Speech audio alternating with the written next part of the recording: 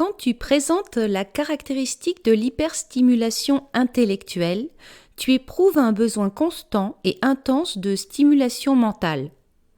Tu traites et analyses une grande quantité d'informations simultanément, tu es en quête incessante de défis intellectuels et parfois au détriment de ton bien-être général.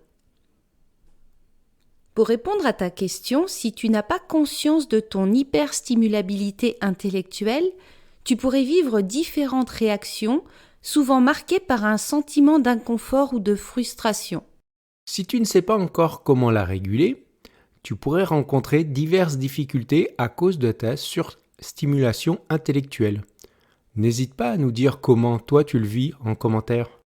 Les sources d'inconfort peuvent être de plusieurs ordres, tels que par exemple Ta capacité à traiter rapidement l'information et à faire des connexions complexes peut parfois te submerger, te laissant avec trop de pensées ou d'informations en même temps.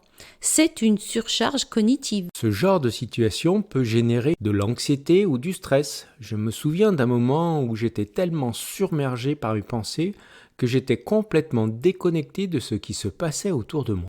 Tu pourrais également ressentir un épuisement mental et émotionnel dû à la gestion constante d'un haut niveau de stimulation. Avoir un flux constant de pensées et d'idées, c'est fou comme ça peut être épuisant et empêcher la relaxation mentale. Après une journée intense, je suis souvent complètement vidé. Il me faut du temps pour récupérer.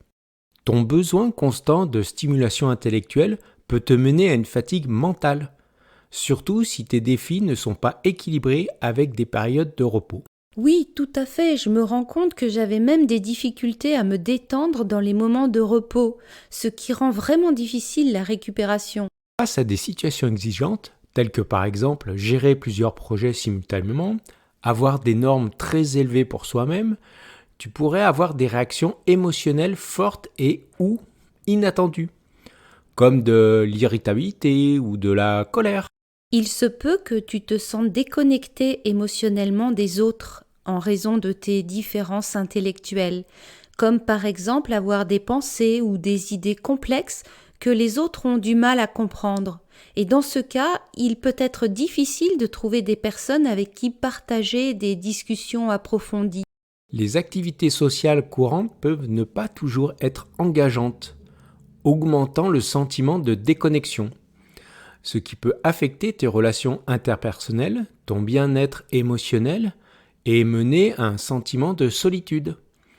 Cette différence de pensée et de ressentir génère ce sentiment de déconnexion émotionnelle. Il est possible que tu aies cette tendance à analyser les émotions de manière rationnelle, ce qui rend le partage émotionnel plus difficile.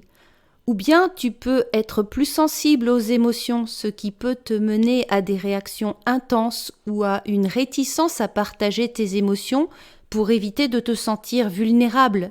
Moi, par exemple, je suis en conscience extrême de mes émotions qui me traversent. Et dans le milieu professionnel, j'essayais de tout bloquer pour me conformer aux attentes sociales.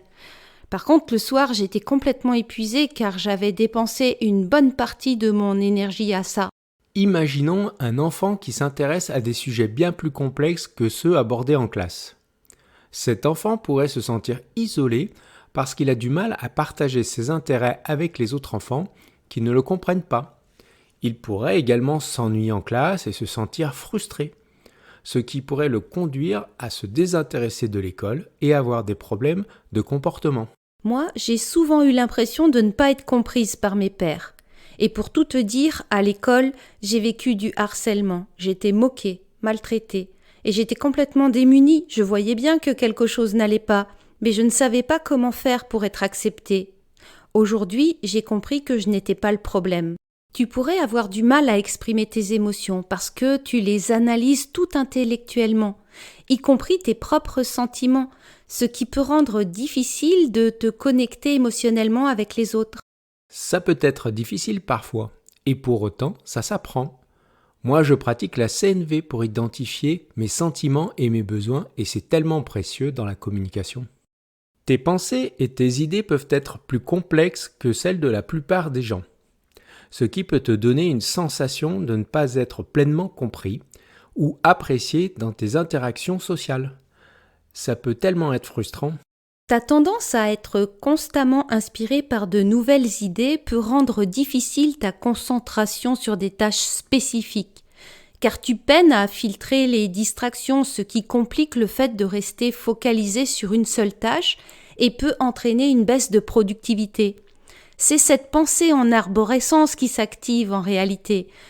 Sur mon ordinateur, par exemple, moi j'ai une multitude d'onglets ouverts qui sont en attente, ainsi je reste focus sur ma tâche.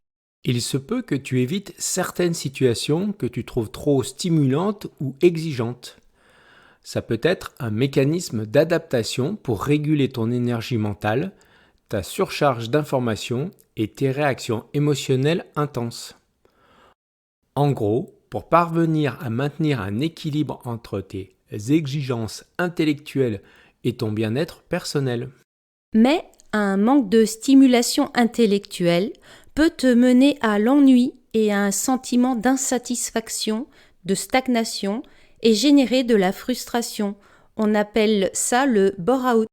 La surstimulation intellectuelle peut te pousser vers des standards de perfection élevés, ce qui peut créer des attentes irréalistes et te conduire à un stress accru.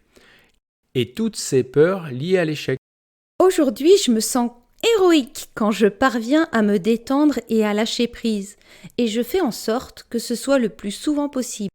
De plus, ta capacité à avoir plusieurs perspectives peut te mener à des conflits internes et à une incertitude constante sur les décisions à prendre.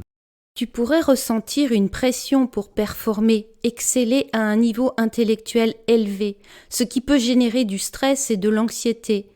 Et ça m'a vraiment surprise de voir à quel point cette pression peut être intense.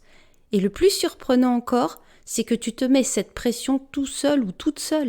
Trouver un équilibre entre ton intellectuel et d'autres aspects de ta vie, comme les relations, le bien-être émotionnel et les loisirs, peut être un défi pour toi si tu es hyper stimulé intellectuellement.